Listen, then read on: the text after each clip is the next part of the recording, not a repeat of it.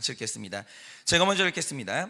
내가 매매 증서를 네리야의 아들 바룩에게 넘겨준 뒤에 여호와께 기도하여 이르되 슬프도소이다. 주 여호와여, 주께서 큰 능력과 표심팔로 천지를 지으셨사오니 주에게는 할 수 없는 일이 없으시나이다.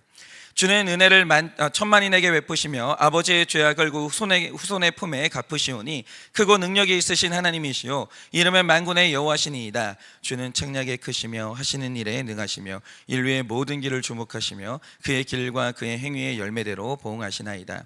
주께서 애굽 땅에서 표적과 기사를 행하셨고 오늘까지도 이스라엘과 인류 가운데 그와 같이 행하사 주의 이름을 오늘과 같이 되게 하셨나이다. 주께서 표적과 기사와 강한 손과 표심팔과 큰 두려움으로 주의 백성 이스라엘을 애굽 땅에서 인도하여 내시고 그들에게 주시기로 그 조상들에게 맹세하신 바 젖과 꿀이 흐르는 땅을 그들에게 주셨으므로 그들이 들어가서 이를 차지하였거늘 주의 목소리를 순종하지 아니하며 주의 율법에서 행하지 아니하며 무릇 주께서 행하라 명령하신 일을 행하지 아니하였으므로 주께서 이 모든 재앙을 그들에게 내리셨나이다. 보옵소서, 이 성을 빼앗으려고 만든 참호가 이 성에 이르렀고 칼과 기근과 전염병으로 말미암아 이 성이 이를 치는 갈대아인의 손에 넘긴 바 되었으니 주의 말씀대로 되었음을 주께서 보시나이다. 주 여호와께서 주께서 내게 은으로 밭을 사며 증인을 세우라 하셨으나 이 성은 갈대아인의 손에 넘기신 바 되었나이다. 그때 여호와의 말씀이 예레미야에게 임하여 이르시되 나는 여호와여 모든 육체의 하나님이라 내가 할 수 없는 일이 있겠느냐. 그러므로 여호와께서 이와 같이 말씀하시니라. 보라, 내가 이 성을 갈대아인의 손과 바벨론 느부갓네살 왕의 손에 넘길 것인즉 그가 차지할 것이라.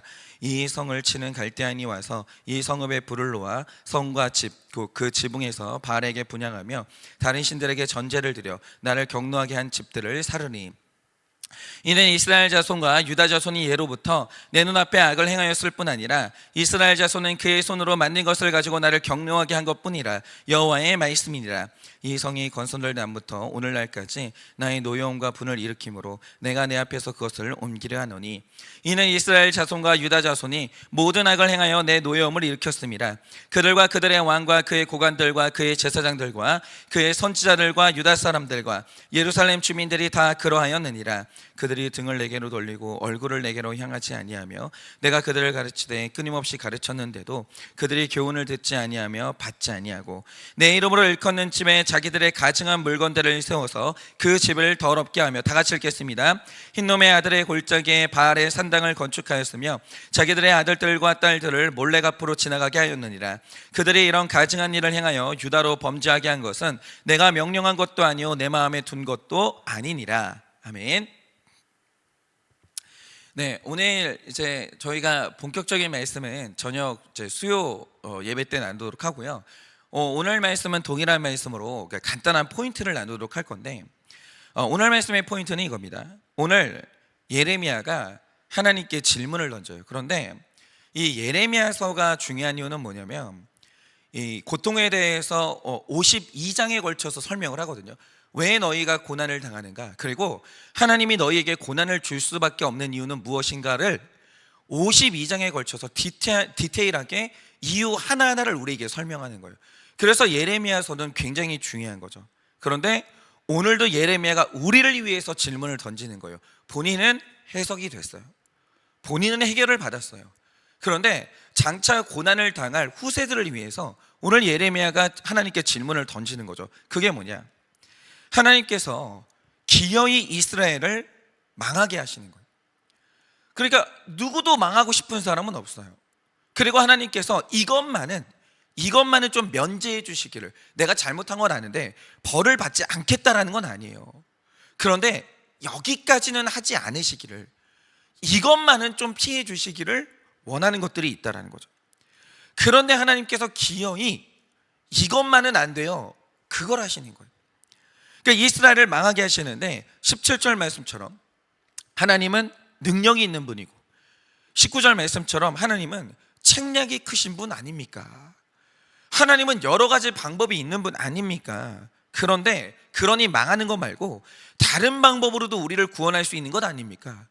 다른 방법으로도 우리에게 변화를 끌어낼 수 있는 것 아닙니까? 이 질문을 던져요.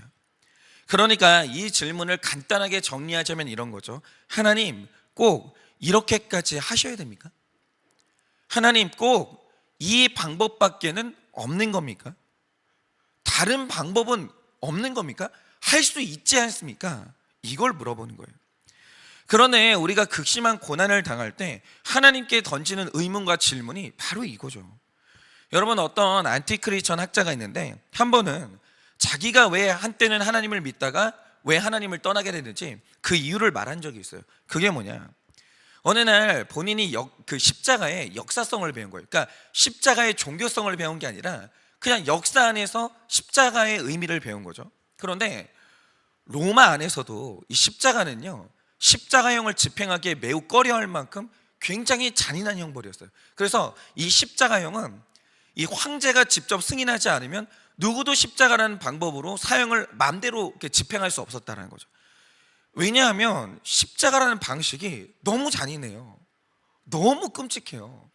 그런데 성경이 말하는 게 뭐냐, 바로 그게 하나님이 우리를 구원했던 방식이라는 거예요. 하나님이 우리를 구원하면서 이 방식을 선택하신 거예요. 그러자 이 학자가 마음에 들었던 질문이 이거라는 거죠. 하나님, 꼭 그렇게까지 해야 합니까? 그 방법 말고 다른 방법이 진짜 없었습니까? 만약에 내가 하나님이었다면, 내가 그렇게 전지전능한 하나님이었다면 나는 이 방법을 선택하지 않았을 텐데 왜 하나님 꼭 그렇게까지 합니까? 왜 이렇게 잔인해야 됩니까? 이게 질문이었다라는 거죠.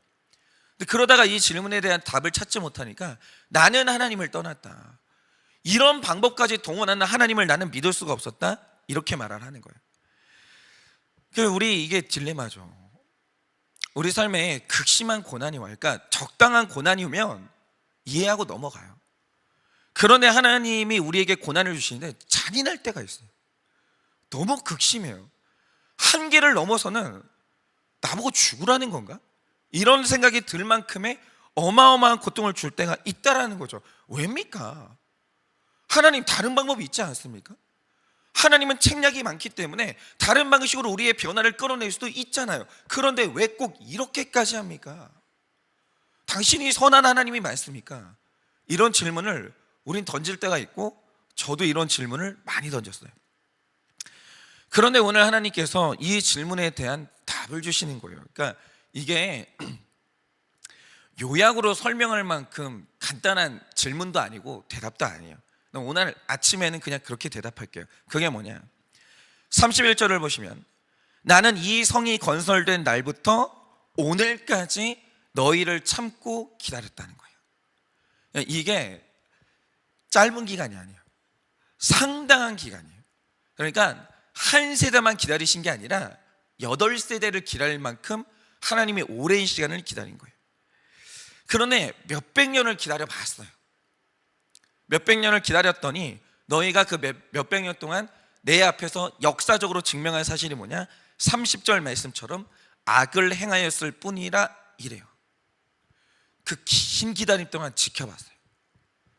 근데 이 기다림의 시간 동안 이들이 증명한 게 뭐냐, 악을 행할 뿐이었다라는 거예요. 그러니까 하나님은 그 긴 시간 동안 극심한 고난만큼은 주지 않으시려고 하실 수 있는 방법은 다 쓰셨어요. 그러니까 기다리는 동안 방치한 게 아니에요. 하나님이 그렇게 길게 기다리는 동안 아무것도 안 하신 게 아니에요. 극심한 고난 빼고 할 수 있는 건 다 했어요. 그런데 이 모든 방법을 썼는데 결국 이 백성이 증명한 게 뭐냐, 다른 방식으로는 우리의 죄가 끊어질 수 없고 우리가 겸손할 방법이 없고 우리의 중독이 끊어질 방법이 없더라는 거예요. 그러니까 저는 많은 사람들이 이렇게 신학생들이 질문하는 게 있어요. 그게 뭐냐면 설교가 선포입니까? 설득입니까? 저는 이제 결론이 딱 났는데 설득이에요. 그러니까 하나님께서 우리에게 어떤 답을 내놓으실 때 그냥 어느 날 갑자기 이게 답이야, 잔말 말고 들어, 이러시는 분이 아니에요. 긴 시간 설명하세요. 긴 시간을 증명하시고 긴 시간을 설득하세요. 그리고 봤지? 그래서 내가 이럴 수밖에 없었던 거야 라고 하시는 게 하나님의 답이에요. 그러니까 그 긴 시간 동안 하나님이 모든 방법을 다 써봤어요. 그런데 사람 스스로가 증명한 게 뭐냐, 우리는 이 방법으로는 안 된다, 그거였어요. 그러니까 하나님이 마지막에 결론적으로 쓰신 방법이 뭐냐, 이스라엘을 망하게 하신 거예요. 그러니까 꼭 그렇게까지 하셔야 됩니까? 이것 말고 다른 방법이 없습니까? 이렇게 부르짖게 만드는 그거 있죠. 그걸 하신 거예요. 그런데 이상한 게 뭐냐? 그걸 하니까 우상 숭배가 진짜 끊어졌어요. 회개가 시작되는 거예요. 하나님, 꼭 포로로 끌고 가야 됩니까? 이 방법 말고 다른 방법이 없습니까? 이게 예레미야의 질문이었다라는 거죠. 근데 그 일을 당하는 사람이 에스겔 선지자예요. 근데 에스겔 선지자가 이제 바벨론 포로로 끌려갔죠. 거기에서 하늘의 문이 열려요. 이상하잖아요. 여러분, 유대 땅에서 남유다 땅에서 하늘 문이 열리면 얼마나 좋냐고요. 그게 하나님이 원하시는 거 아니냐 이거죠. 안 열려요. 안 열려요. 사람이 하나님을 못 만나요. 그런데 이상하죠. 하나님이 하시면 안 된다라고 생각하는, 이것만큼은 좀 안 했으면 좋겠는 거, 그걸 해요. 근데 놀라운 사실이 뭐냐? 그때 사람이 하나님을 찾아요. 그때 사람이 하나님을 의지하고 겸손해져요. 그리고 바로 그 자리에서 하늘의 문이 열려요. 이게 구약시대 내내 증명이 된 거죠. 그러니까 이런 겁니다. 불이 붙은 현장에서 재료가 계속 공급이 되는데 그 불이 스스로 꺼지는 일이 있냐라고 하면 그거는 불가능해요. 그럼 불이 꺼지는 방법이 뭡니까? 불 붙일 재료가 그냥 사라져야 돼요. 아예 그게 끊어져야 돼요. 그런데 언젠가 꺼지겠지 하면서 재료를 계속 공급하고 있으면 그 불은 스스로 꺼지는 게 아니라 옆으로 계속해서 번져요. 불은 후퇴하는 게 없죠. 그런데 죄가 이렇다라는 거예요. 한번 생각을 해보세요. 하나님 좀만 기다려주세요 이래요. 그럼 한번 스스로 대답해보자 이거죠. 죄라는 게 기다려주면 끊어지나, 얼마를 기다려주면 스스로 끊어지나, 응원하고 달래면 끊어지나, 위로하면 끊어지나, 하나님 그거 원하십니다. 그러니까 그렇게 해결하는 것들도 있어요. 우리 인생에서 기다려주면 해결되는 것들도 있어요. 응원하고 달래면 해결되는 것들도 있어요. 용서해주면 해결되는 것도 있습니다. 그러나 죄는 그런 게 아니에요. 죄는 그런 게 아니에요. 죄라는 것은 오히려 기다리는 시간이 길어지면 죄가 깊어지고 확산될 뿐이에요. 그래서 우리 삶에 하나님의 위로가 있어요. 하나님의 격려가 있어요. 하나님의 기다림이 있어요. 그걸로 해결되는 문제들이 있다라는 거죠. 그런데 왜 하나님께서 우리 삶에 극심한 고통, 한계치를 넘어서는 고난을 주시는 이유가 뭐냐? 실제로 우리 삶에 죄가 있기 때문에. 그걸 증명하는 게 이스라엘의 역사고 우리 인생이에요. 그래서 하나님은 내 죄를 끊어내기 위해서 죄의 재료가 끊어지는 상실을 주시고 우리를 낮추시는 고난을 줄 수밖에 없는 거예요. 죄의 속성이 그러해요. 이 죄가 우리 안에 있음을 인정하는 것과 인정하지 않는 것은 정말 하늘과 땅 차이예요. 왜 하나님께서 내 삶에 이런 고통을 주시는가? 그거는 하나님께 물어볼 일이 아니에요. 내 안에는 죄를 보셔야 되는 거예요. 그거 말고는 죽는 그날까지 내 삶에 일어나는 고난, 하나님 그렇게까지 하셔야 됩니까? 이 질문에 대한 답을 얻을 방법은 없는 거예요. 그래서 구원받을 모든 사람들에게 고난은 있어야만 하는 일이고, 고난은 그래서 축복이에요. 오직 그 고난만이 그 죄를 해결할 수 있기 때문에 고난은 축복이에요. 고난은 축복이에요.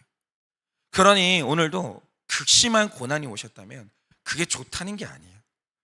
하나님이 좋아서 그걸 주신다라는 것도 아니에요. 그러나 그 고난만 해결할 수 있는 선한 일이 있는 거예요. 그게 이스라엘 역사를 통해서 이미 증명이 된 거죠. 그러니 이 고난을 주시는 하나님의 100% 오르심을 신뢰해서 이 고난을 잘 통과하셔서 고난의 목적을 이루는 우리 모두가 되어지기를 예수님의 이름으로 축원합니다. 이 시간에 제가 기도하고 축도함으로 예배를 마치겠습니다. 기도하겠습니다. 하나님, 우리 삶에 적당한 고난을 주실 때 우리는 감당합니다. 하나님을 인정합니다. 우리가 우리 죄를 왜 모르겠습니까? 우리가 연단받고 훈련받아야 된다는 사실을 우리가 왜 모르겠습니까? 우리 알고 있습니다. 우리는 하나님을 사랑하기에 하나님께서 적당한 고난을 주시면, 감당할 만한 고난을 주시면 우리 절대 하나님을 떠나지 않습니다. 그런데 주님, 그 고난은 내가 감당할 수가 없는 고난입니다. 그 고난은 내가 견딜 수가 없는 고난입니다. 그런데 하나님, 왜 이런 고난까지 주십니까? 하나님, 굳이 이렇게까지 하셔야 됩니까? 이 방법 말고는 다른 방법이 없는 것입니까? 하나님께서 우리 삶에 잔인하다고 느껴질 만큼 정말 하나님이 계시기는 한 것인가? 그 하나님이 나를 정말 사랑하시기는 하시는 것인가? 이런 느낌이 들 만큼 극심하고 때로는 잔인하다 싶을 만큼 너무나도 힘든 고난을 주실 때가 있습니다. 그런데 오늘 하나님께서 예레미야의 입술을 통해서, 그리고 남유다 땅의 그 기나긴 역사를 통해서 오늘 우리에게 말씀하여 주십니다. 나도 그러기는 싫지만 이 방법이 아니고서는 해결할 수가 없는 악과 죄가 있기에, 스스로는 끊어질 수가 없는 적당한 고난으로는 절대 결별할 수가 없는 그 깊은 죄가 있기에 오늘도 내가 너를 구원하려면 이 방법을 쓸 수밖에 없었다라고, 이 고난이 아니고서는 안 되었다라고 말씀하시는 그 하나님의 외침이 있습니다. 하나님, 이 고비를 넘어가야 합니다. 이 지경을 넘어가야 합니다. 하나님이 100% 오르심을 신뢰하지 않으면 우리는 구원의 자리에 있을 수가 없는 것입니다. 그러니 주님, 깊고도 깊은, 절대 내 힘으로는 끊어질 수가 없는 이 악하고 질긴 내 죄를 끝내는 보게 하여 주셔서 하나님의 100% 오르심을 인정하며 나아가는 우리 모두가 될 수 있도록 은혜를 허락하여 주시옵소서. 지금은 우리 주 예수 그리스도의 은혜와 하나님 아버지의 그 크신 사랑과 성령님의 위로하시고 교통하여 주시는 그 역사하심이 오늘도 하나님을 100% 신뢰함으로 말미암아 내 삶에 주시는 극심한 고난을 해석하며 온전히 앞으로 나아가기를 원하는 사랑하는 모든 주의 종들의 머리 위에 지금으로부터 영원 무궁토록 함께 있을지어다. 아멘.